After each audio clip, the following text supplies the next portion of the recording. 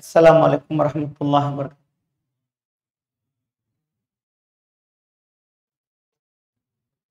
Alhamdulillahirabbil alamin.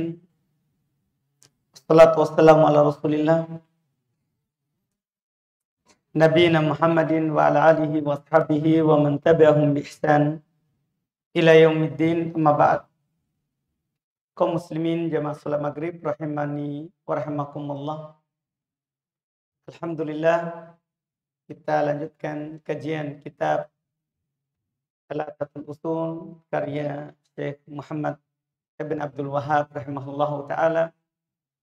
Kita di pertemuan yang lalu sudah masuk di asal yang kedua, mengenal agama Islam dengan dalilnya. Kita sudah sebutkan pengertian Islam.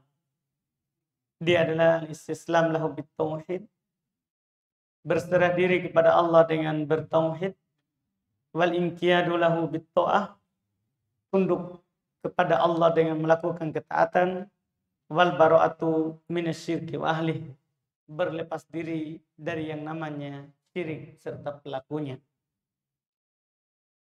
Kemudian beliau sebutkan Islam itu memiliki 3 tingkatan, setiap tingkatan ada rukunnya. Tingkatan pertama ada namanya Islam, tingkatan kedua iman, tingkatan ketiga ihsan. Kita sudah sebutkan ini tingkatan pertama punya 5 rukun. 2 kalimat syahadat, mendirikan sholat, mengeluarkan zakat, berpuasa di bulan Ramadan, berhaji ke Baitullah bagi yang mampu. Kita masih di pembahasan rukun Islam yang pertama. Syahadat la ilaha illallah. Karena belum menjanjikan, setiap yang belum sebutkan, belum akan sebutkan dalilnya. Dalil 2 kalimat syahadat itu adalah bagian dari rukun Islam. Syahadat yang pertama la ilaha illallah. Beliau telah sebutkan dalil pertama ada di Quran, sudah kita baca di pertemuan yang lalu, bahwa Allah bersaksi, demikian pula malaikat dan orang-orang yang berilmu, bahwasannya tidak ada yang berhak disembah kecuali Allah. Dan kita sudah sebutkan sedikit maknanya. Apa makna la ilaha illallah? Beliau berkata, wa maknaha la ma'buda bihaqqin illallah. Makna la ilaha illallah ini tidak ada sembahan yang berhak disembah kecuali Allah. Yang mana la ilaha, itu kalimat ini ada 2 rukun. Pertama penafian, yang kedua penetapan. Rukun pertama la ilaha. Ini boleh katakan nafian jami'a ma yu'badu min dunillah. Ini menafikan, meniadakan, menghilangkan seluruh yang disembah selain Allah, apapun itu. Kemudian illallah, ini musbitan al-ibadata lahu wahdah, la syarikalah fi ibadatihi, kama annahu laisa lahu syarikun fi mulkihi. Kata illallah ini menetapkan bahwa ibadah itu hanya untuk Allah saja. Tidak ada sekutu baginya dalam beribadah kepadanya. Sebagaimana tidak ada sekutu bagi Allah di dalam kekuasaannya. Allah satu-satunya yang berkuasa di langit dan di bumi, maka dialah satu-satunya yang harus kita sembah. Setelah belum menyebutkan maknanya seperti itu, maka belum sebutkan tafsir dari kalimat ini, dalilnya. Karena jangan sampai ada yang mengatakan bahwa itu kan menurut kamu. Kalau makna la ilaha illallah itu tidak ada yang berhak disembah kecuali Allah. Jangan sampai orang mengatakan seperti itu. Maka belum kuatkan hal ini dengan dalil bahwasannya makna la ilaha illallah adalah la ma'budu bihaqqin illallah, tidak ada yang berhak disembah kecuali Allah. Belum sebutkan dalil-dalil yang menafsirkan apa yang belum katakan. Kata beliau rahimahullah, wa tafsiruha alladhi yuwaddihuha qauluhu ta'ala. Tafsirnya, dan sebaik-baik tafsir penjelasan adalah penjelasan Quran. Karena Allah jelaskan sendiri apa yang diinginkan olehnya. Ini yang paling baik. Dan ini tidak bisa ditolak oleh akal sehat. Iya, karena tidak ada orang yang menolak apa yang Allah katakan. Kecuali orang yang sombong. Iya. Tafsir yang menjelaskannya adalah firman Allah Ta'ala. Qala Ibrahimu li abihi wa qaumihi. Innani bara'um mimma ta'budun illa alladhi fatarani fa innahu sayahdin wa ja'alaha kalimatan baqiyatan fi aqibi la'allahum yarji'un. Ini ayat di surah Az-Zuhruf. Kata beliau, Allah berfirman, wa id qala, dan ingatlah ketika Ibrahimu berkata. Bapaknya para nabi. Kalau Adam bapaknya manusia. Ini bapaknya para nabi. Karena seluruh nabi yang datang, Rasulullah setelahnya, itu semuanya dari keturunannya Ibrahim. Keturunan Nabi Ibrahim. Termasuk Nabi kita Muhammad SAW. Itu keturunannya Nabi Ibrahim. Wa id qala Ibrahimu li abihi. Dan ingatlah ketika Ibrahim berkata kepada bapaknya yang bernama Azar, wa qaumihi, dan kaumnya. Innani bara'um mimma ta'budun. Sesungguhnya saya berlepas diri dari apa yang kalian sembah. Karena bapaknya penyembah patung. Bapaknya Ibrahim. Bahkan dialah pembuat patung. Maka Nabi Ibrahim berkata kepada bapaknya, juga kaumnya, innani bara'um mimma ta'budun. Sungguh saya berlepas diri dari apa yang kalian sembah. Ini namanya la ilaha. Tidak ada yang berhak disembah. Karena itu dia berlepas diri. Ini namanya tafsirnya. Ketika kita bilang la ilaha, berarti kita harus berlepas diri dari semua yang disembah selain Allah. Karena tafsirnya seperti itu. Kita harus ucapkan innani bara'um mimma ta'budun.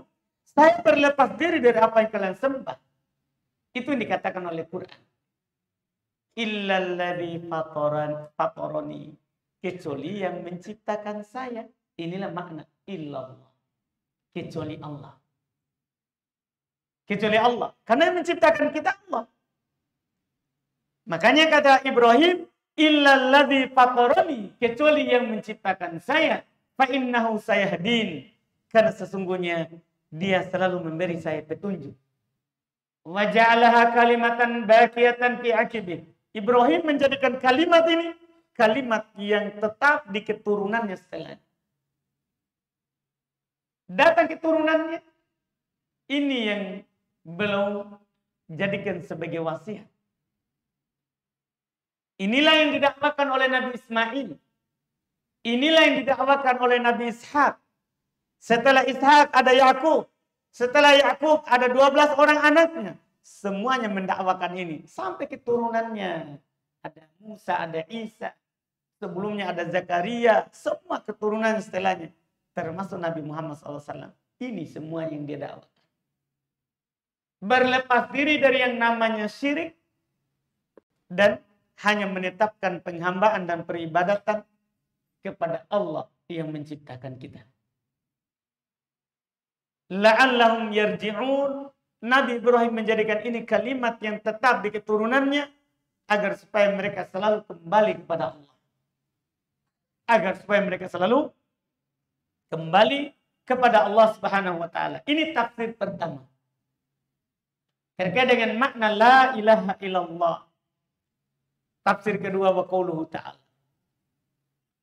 Dan firman Allah Subhanahu wa taala. Qul, katakan wahai Muhammad.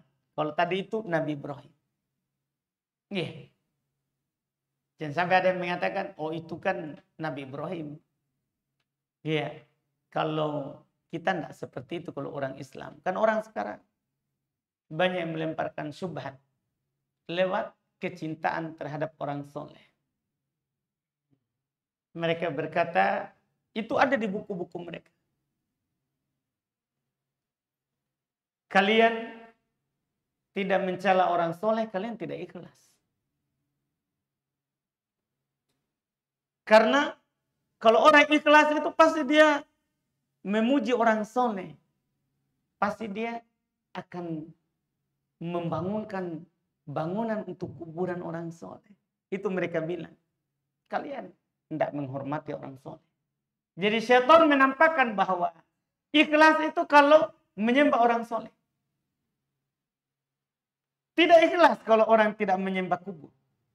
Itu sekarang subhatnya syaitan. Itu tertulis di buku-buku mereka. Buku-buku orang yang cinta kuburan. Iya. Jadi kalau ada orang yang mengatakan la ilaha illallah, bahwa semua itu tidak ada, tidak berhak untuk disujudi, untuk ruku di situ. Tidak berhak kita untuk tawaf keliling.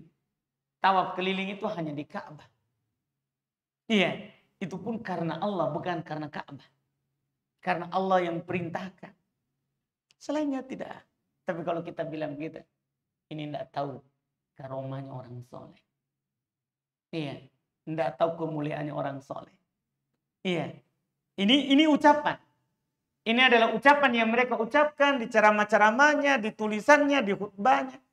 Itu yang dia ucapkan. Itu tiada lain. Karena kurangnya pemahaman terhadap makna la ilaha illallah yang ditafsirkan oleh Quran. Itu tadi Ibrahim. Sekarang Nabi kita Muhammad SAW. Supaya tidak ada yang berkata itu syariat dulu. Syariat kita tidak. Nah, ini kata Allah.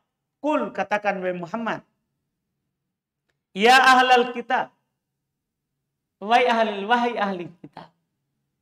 Ta'alau ila kalimatin sawa'in bainana wa bainakum. Kemari.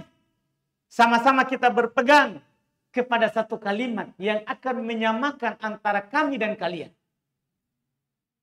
Akan menyamakan antara kita. Kita bersaudara kalau sudah itu. Tidak ada lagi saling perang. Tidak ada lagi saling membunuh. Apa itu? Allah na'budu illallah. Kita tidak menyembah kecuali Allah saja. Wala nusyrika bihi syai'ah. Dan tidak menduakan dia Allah dengan sesuatu apa. Itulah kalimat. Ini makna la ilaha illallah. Illallah itu dari yang pertama. Illallah. Wala nusyrika. Ini la ilaha. Ini tafsirnya. Kita tidak menyembah kecuali Allah. Kita tidak menduakan Allah dengan sesuatu apa. Setelah itu ditegaskan. Wala yattakhidha ba'duna ba'dun arbaban. Dan sebagian kita tidak menjadikan sebagian yang lain sebagai Tuhan yang disembah. Ini ajakan Nabi Muhammad SAW. Ini ajakan Nabi kepada ahli kitab. Ajakan juga kepada kita. Tidak boleh kita sujud kepada sesama kita. Ruku kepada sesama kita. Sesoleh apapun orang, alhamdulillah. Kita hormati kesolehannya. Tapi bukan berarti kita ibadahi. Salah. Tidak ada sesoleh apapun orang. Tidak ada haknya untuk mendapatkan penghambaan. Itu haknya Allah. Ini Allah katakan. Wala yattakhidha ba'duna ba'dan arbaban min dunillah. Sebagian kita tidak menjadikan sebagian yang lain sebagai Rob. Sebagai Tuhan. Pemberi rezeki. Itu namanya Rob. Pemberi rezeki, pencipta, pengatur. Di sana ada orang. Syekhnya bilang mengatur alam ini. Berlebihan. Gurunya. Oh dia ini pengatur 7 alam. Iya. Air kencingnya saya tidak bisa atur, tapi pergi mengatur alam. Ini masalah. Iya. Tidak bisa dia tahan air kencingnya. Tidak bisa dia melindungi dirinya. Tapi begitu. Tapi Allah katakan, jangan sebagian kita menjadikan sebagian yang lain sebagai Rob. Tempat kita berdoa min dunillah, dari selain Allah. Ini ajakan Nabi SAW. Fa in tawallau, wahai Muhammad, kalau mereka berpaling, tidak mau seperti itu. Dia berpaling. Fakul, katakan saja. Dan ini harus kita katakan. Ishhadu bi anna muslimun. Bersaksikan, kami muslim. Artinya, yang tidak mau itu bukan muslim. Yang tidak mau bukan muslim. Allah yang bilang, bukan saya. Jangan sampai pergi sebentar itu ustaznya di masjid, dia kafirkan semua orang. Tidak, bukan. Bukan semua orang yang menyembah selain Allah saja. Kita ajak dia untuk menyembah Allah saja. Kalau tidak mau, katakan, kami muslim. Tidak mungkin kami ikut seperti yang kalian lakukan. Tidak mungkin. Kan itu bukan dari ajakan Islam. Bukan dari ajakan Islam. Islam hanya mengajak kita untuk beribadah hanya kepada Allah. Tidak menduakan Allah dengan sesuatu apapun. Ini ajakan Islam. Ini ayat di surat Ali Imran. Ayat 64. Di buku lain kata Syekh Muhammad bin Abdul Wahab, Allah jelaskan masalah ini. Sangat jelas sebenarnya walaupun bagi orang awam. Orang bodoh sekalipun. Kalau baca ayat ini paham. Oh betul, tidak boleh kita sembah selain Allah. Kan dilarang. Cuman perkara ini itu menjadi rancau padahal mereka baca Quran. Kenapa? Karena kadang orang hanya baca Quran sekedar keindahan baca. Atau hanya sekedar beribadah kepada Allah dengan membaca hurufnya. Tidak tahu apa yang dia baca. Apa artinya? Kepentingan mereka adalah bagaimana tamat Quran. Itu bagus. Lebih parah lagi di sana kepentingannya hanya sekedar supaya dikatakan qori. Oh itu orang yang paling pertama nanti dilempar ke neraka, na'udzubillah. Iya. Ini di Quran. Ini dekat kita baca di surah Al-Imran. Surat ketiga. Ayatnya pun dekat. Hanya nomor 64. Iya. Cuman menjadi tidak jelas. Bagi orang-orang mengajak orang untuk beribadah ke kuburan. Pergi minta rezeki. Kalau kau mau ini, ke kuburan sana kau dulu. Dilarang.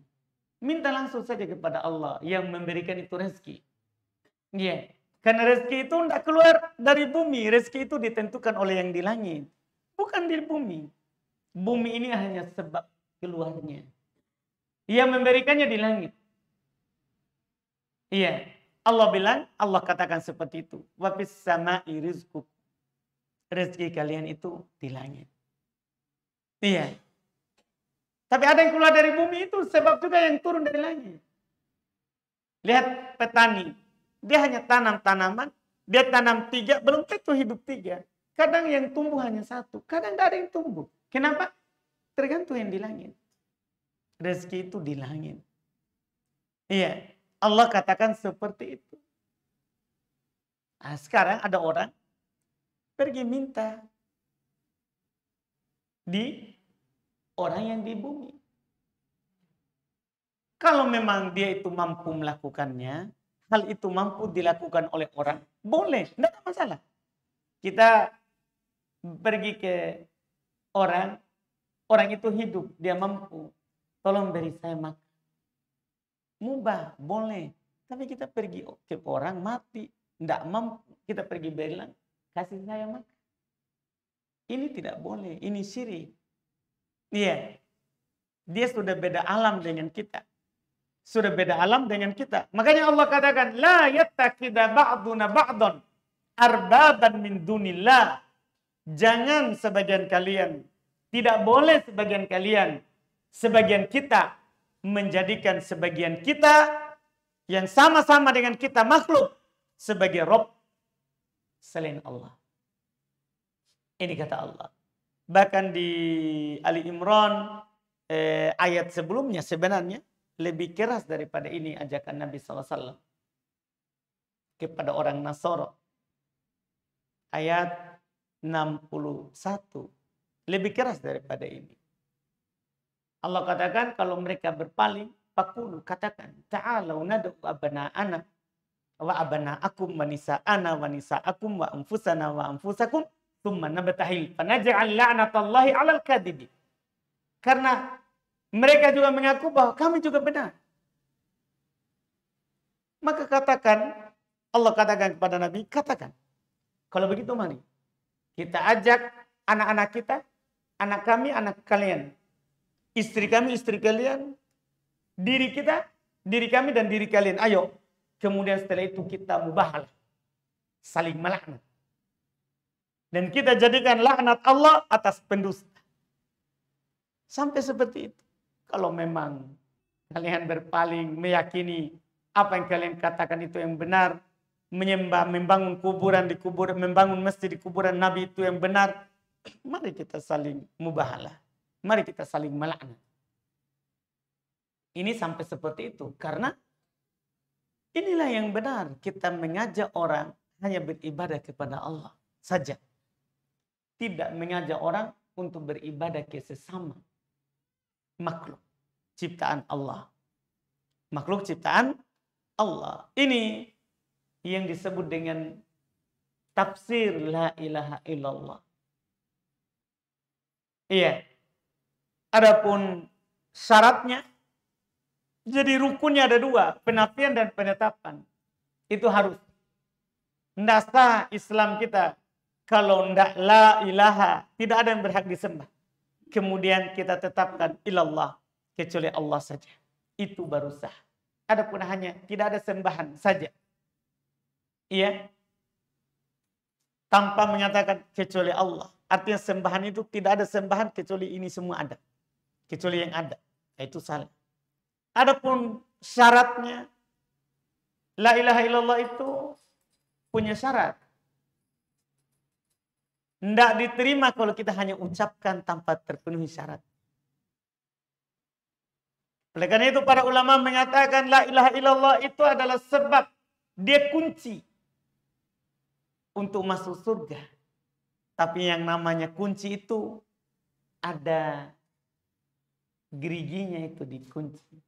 Kalau tidak benar, maka tidak mungkin kita bisa buka. Artinya ada syarat-syaratnya. Tidak semua orang punya kunci bisa buka pintu. Tidak semua. Harus kuncinya itu pas dengan ketentuan dan syaratnya. Maka para ulama menyatakan berdasarkan dalil Quran dan Sunnah, kalimat ini akan bermanfaat kalau kita ucapkan dengan ilmu.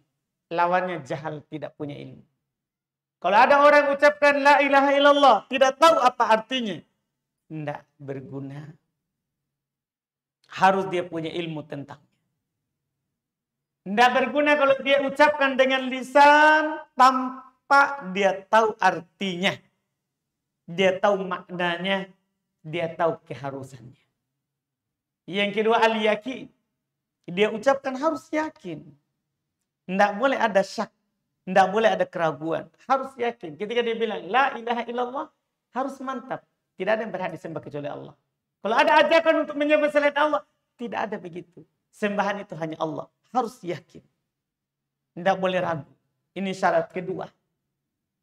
Syarat ketiga. Mereka katakan bahwa seorang yang mengucapkan la ilaha illallah harus ikhlas.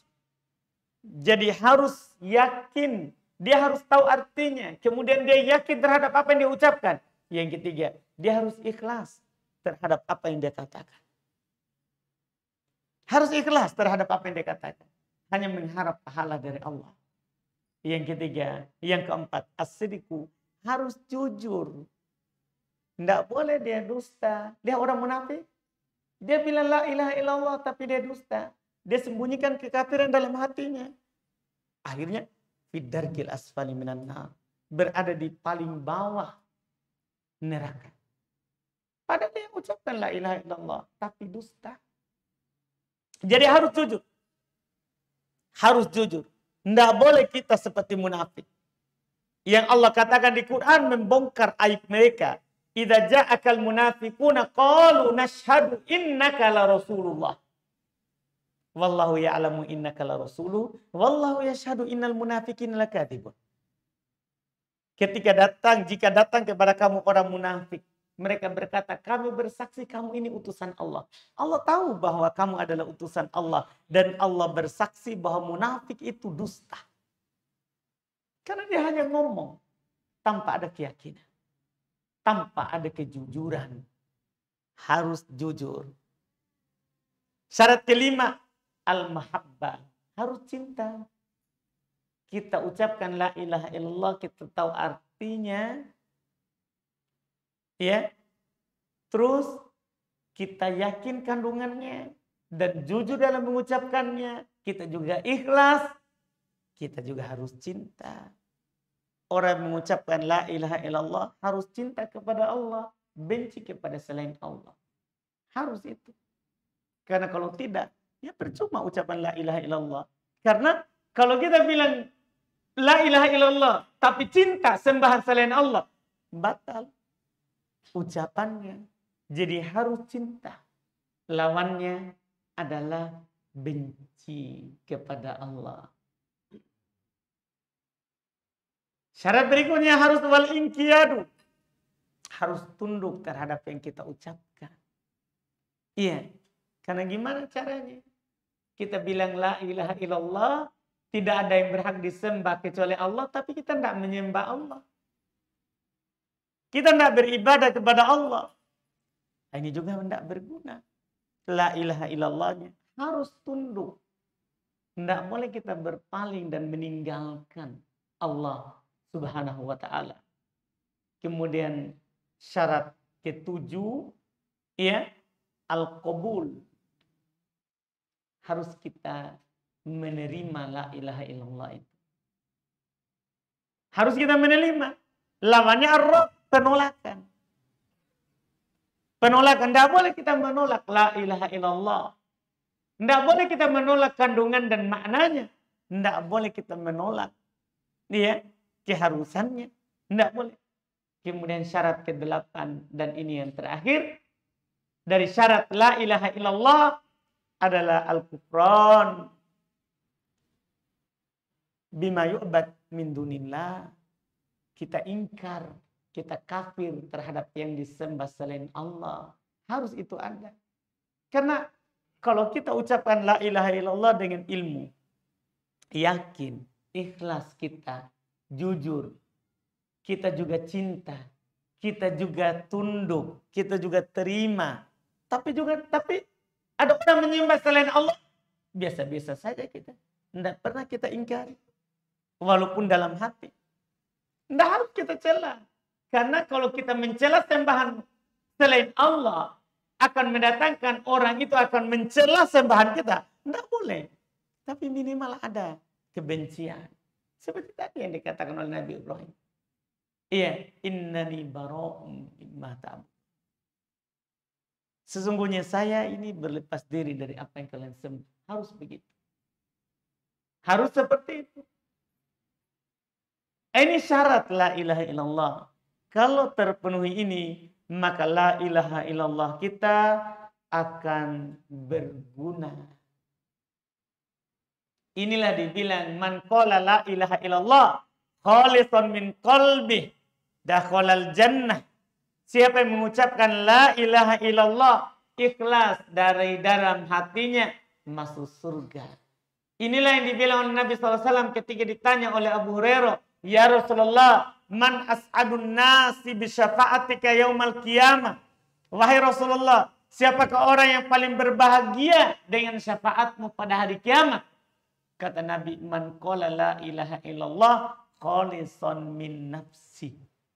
Siapa yang mengatakan la ilaha illallah ikhlas dari dalam dirinya. Tidak ada syirik. Tidak ada riya. Tidak ada semua itu. Itu dibilang baru yang berbahagia nanti di hari kiamat. Adapun yang tidak memenuhi itu, maka dia adalah orang yang paling sengsara. Orang yang paling sengsara. Ini dalil syahadat yang pertama. La ilaha illallah. Iya. Ini dalil-dalilnya. Jadi kita wajib berpegang dengan kalimat ini. Kalimat pertama. Ada kalimat kedua. Wa anna Muhammadan Rasulullah. Iya, ini bagian kedua dari syahadat ini. Kita akan sebutkan di pertemuan akan datang saja insya Allah. Karena tidak akan selesai pada malam hari ini. Kita menyebutkan ini. Insya Allah kita sebutkan di pertemuan akan datang lagi. Kalau ada pertanyaan, silakan. Kebetulan tidak ada Pak Haji Idrus. Kalau ada teman-teman mau bertanya, silakan. Fadhal.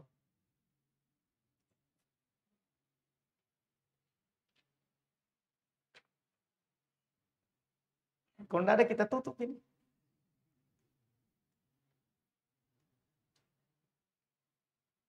Silakan. Ada dua pertanyaan yang ingin saya ajukan pada pertemuan kali ini. Pertama, menarik pembahasan kita bahwa saat ini pembahasan kita pada hari ini adalah satu-satunya tempat yang boleh kita tempati untuk meminta rezeki adalah Allah. Dan ada salah satu istilah yang saya ketahui, mohon dikoreksi apabila salah, bahwa ada yang namanya istidraj. Istidraj itu nikmat yang berupa azab. Mohon kalau salah dikoreksi Ustaz. Pertanyaannya, bagaimana cara kita mengenali bahwa apa yang kita dapatkan selama ini adalah nikmat? Jangan sampai itu istidraj. Dan apa ciri-cirinya kalau yang selama ini kita dapat baik berupa rezeki maupun kekuasaan itu istidraj. Kalau kita tidak mengetahui hal-hal tersebut, mungkin kita tidak punya kesempatan untuk mengetahui sendiri. Karena kita selalu beranggapan bahwa segala sesuatu yang kita terima baik kekuasaan maupun harta itu adalah nikmat. Padahal sebenarnya itu istidraj, azab yang berupa nikmat. Bagaimana cara kita mengenali hal tersebut supaya bisa kita lagi jadi mengaku pada sendiri dan betul-betul tobat bisa lebih terbuka. Pertanyaan yang kedua Ustaz, bagaimana cara orang-orang yang latar belakangnya non-Islam terlebih dahulu ketika ingin memasuki Islam, apakah ada prosedur-prosedur atau tutorial yang harus mereka lalui, seperti misalnya harus berjabat tangan dengan ustaz, terus dituntun atau cukup bersyahadat dengan sendiri dapat dituntun? Apakah ada sebenarnya ustaz seperti itu? Mungkin kita. Baik. Untuk pertanyaan yang pertama, alhamdulillah kita sudah mendengarkannya itu, yaitu kita kan memang kehidupan di dunia ini antara kita berada di dalam nikmat atau terkadang kita berada dalam nikmat, ujian dan cobaan dari Allah Subhanahu wa ta'ala. Ada pertanyaan yang disebutkan tadi itu sebenarnya ya gampang sekali sebenarnya untuk mengetahui hal tersebut, karena Nabi kita Muhammad sallallahu alaihi wasallam telah memberikan ketentuan dalam hal tersebut. Itu kata Nabi sallallahu alaihi wasallam, "Idza ra'aitallaha yu'til abda ma yuhibbuhu wa huwa ala ma'asihi fa huwa istidraj." Saya sudah dikatakan begitu. Kalau kamu melihat Allah memberikan seorang hamba apa yang dia mau, padahal dia di atas maksiat, ketahuilah itu namanya perlalaian. Jadi kalau naudzubillah kita maksiat, tapi apapun kita mau ada. Itu perlalaian.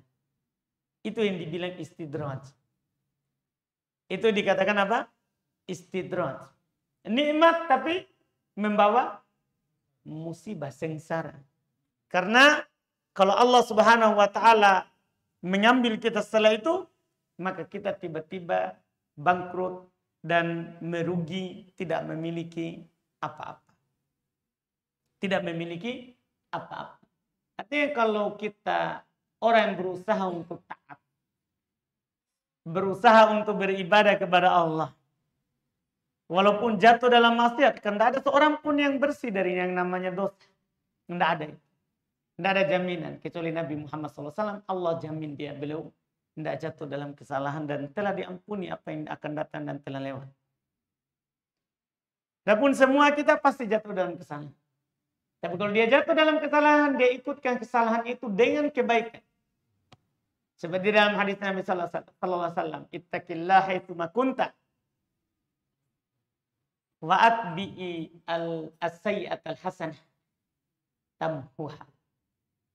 Bertakwalah kamu dimanapun kamu berada, ikutkanlah kesalahan itu dengan kebaikan. Ia akan menghapus. Ia akan menghapus. Dia taat, berusaha taat. Jatuh dalam kesalahan, lupa, lalai. Bersama dengan itu dia beri rezeki. Itu namanya dia tidak masuk dalam perlalaian. Tidak masuk dalam perlalaian. Karena ciri perlalaian itu tadi. Rezeki lancar, dia maksiat. Misalnya orang kafir. Dia kafir. Tidak pernah menyembah Allah. Terus sembah Allah tapi bukan di atas agama yang diturunkan oleh Allah kepada Nabi Muhammad. Tapi kaya. Kita oleh itu istidraj. Itu adalah perlalaian. Itu adalah perlalaian. Iya. Yang disebutkan. Seperti itu. Adapun yang kedua, apa tadi? Yang kedua? Baik. Seorang itu yang masuk Islam, tentunya kalau dia bisa ucapkan, dia ucapkan saja. Kalau dia ucapkan la ilaha illallah, asyhadu an la ilaha illallah wa anna muhammadar rasulullah, kemudian dia lakukan keharusannya, tidak pernah lagi menyembah selain Allah, dan dia beribadah sesuai dengan agama Rasulullah, maka muslim. Yang penting dia ucapkan. Karena kalau hanya keyakinan di hati tanpa diucapkan, tidak sah. Tidak sah. Tidak harus dituntun itu kalau dia tidak tahu cara mengucapkannya. Baru kita tuntun. Ya, kapan dia hanya bilang, ucapkan, dia yakini dan dia ucapkan, maka muslim. Maka muslim. Seperti itu. Ya, adapun butuh ustaz, itu kalau dia tidak tahu. Kita butuh orang yang mengajarkan misalnya. Iya, itu baru. Tidak harus dia ke masjid dulu. Kecuali ada perubahan data, itu kan namanya kadang butuh saksi. Butuh saksi, misalnya datanya tadi dari KTP-nya non muslim menjadi muslim. Kalau memang dibutuhkan saksi, ya ada orang yang menyaksikan. Ada orang menyaksikan. Ya Najasyi, dia muslim, tapi dia enggak. Enggak ada kaumnya yang tahu. Enggak ada kaumnya yang tahu. Saat meninggal orang laksanakan jenazahnya seperti keyakinan mereka. Ternyata dia muslim. Nabi sholat di Madinah. Sholat goib. Sholat goib. Dia di Afrika sana. Di Ethiopia. Najasyi. Iya. Tapi Nabi tahu karena ada wahyu dari Allah Subhanahu wa taala. Maka beliau umumkan di para sahabat telah meninggal hari ini. Iya, saudara muslim. Iya, Raja Najasyi. Maka belum mengajak para sahabat untuk mensolati. Seperti itu. Saya punya ini pekerjaan Ustaz. Itu saya punya pengawas, dia ambil dia tanpa bilang-bilang. Dia ambil? Ambil bilang-bilang.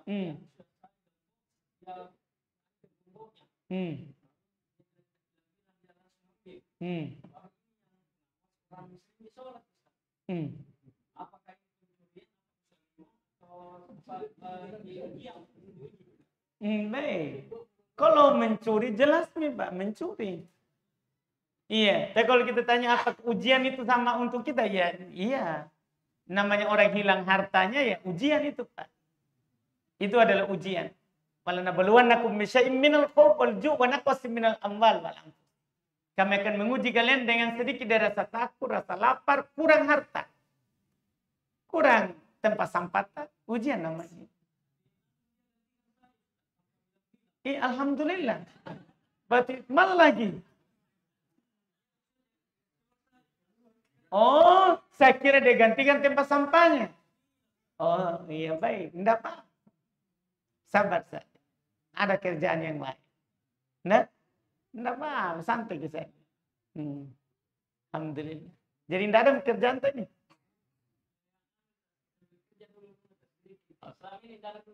Itu ada hikmahnya. Alhamdulillah. Iya. Coba enggak dikasih keluar. Enggak kita kerja-kerja itu. Alhamdulillah. Doakan hidayah penyawas tak.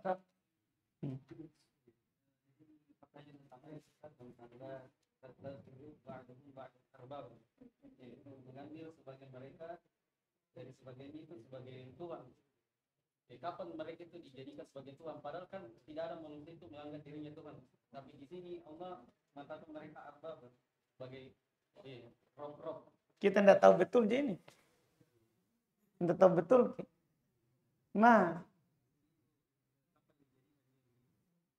Tapi kita tidak tahu betul. Tidak pernah kita dengar. Mas. Baik. Itu ini pertanyaan bukan baru. Sahabat juga begitu. Dari orang Nasoro, sahabat dari orang Nasoro yang masuk Islam, dia bilang, tidak ada di kami yang menyembah sebagian yang lain. Kata Nabi, bukankah kalau rohibmu halalkan, kamu halalkan? Rohibmu haramkan, kamu haramkan? Dia bilang, iya, itu dibilang Tuhan. Itu menyembahnya. Nah, kalau Ustadz bilang, ini bagi kamu haram. Padahal halal. Allah halalkan. Tapi Ustadznya bilang haram, akhirnya dia haramkan. Itu berarti dia jadikan Tuhan. Jadikan Tuhan. Itu yang dikatakan oleh Nabi SAW kepada sahabat itu. Sangat persis masalahnya. Iya, makanya saya tanya, apakah memang belum didengar? Karena ini kisahnya terkenal begitu. Dari Nabi SAW. Bukan. Jadi tidak harus itu orang mengambil orang lain Tuhan, dia bersembah. Tidak. Kalau dihalalkan apa yang dihalalkan, haramkan apa yang diharamkan, padahal tidak begitu di syariat Allah. Karena halal sudah jelas, haram sudah jelas, tapi ikut yang dia sebutkan oleh gurunya. Tanpa dalil. Pokoknya kalau ustazkah sudah ngomong begitu. Iya, itu dibilang menjadikannya Tuhan. Ada di buku itu. Nah, ada di situ. Alhamdulillah.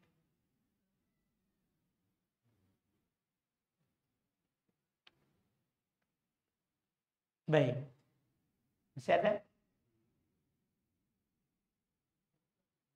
Silakan, Mbak. Bagaimana hukumnya Ustaz yang mengucapkan kata dua kalimat syahadat, tapi dia tetap masih memegang teguh pada keyakinannya, mengucapkan kalimat dua kalimat syahadat, tetapi masih mengikuti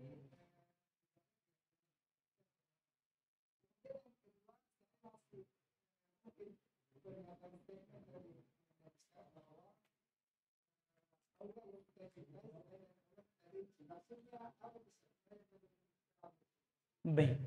Untuk yang pertama tadi itu ada orang yang dia syahadat tapi masih meyakini keyakinannya. Itu saya bilang tadi munafik, Pak. Berarti itu dusta dalam persaksiannya. Yang tadi saya bacakan ayat idza ja'akal munafiquna qalu nashhadu innaka la rasulullah. Wallahu ya'lamu innaka la rasuluh wallahu yashhadu innahum lakadzibun. Itu dari ayat. Kalau ada orang berucap dengan lisan, tapi keyakinannya tidak berubah, munafik. Itu dibilang munafik. Tidak jujur dalam ucapannya. Kita paham yang itu? Atau belum? Kalau dia memang berarti dia bukan muslimin toh.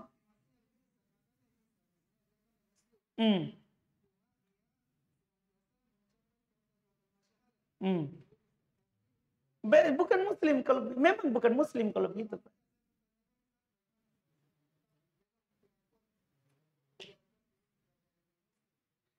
Iya, kita hanya nilai zahir.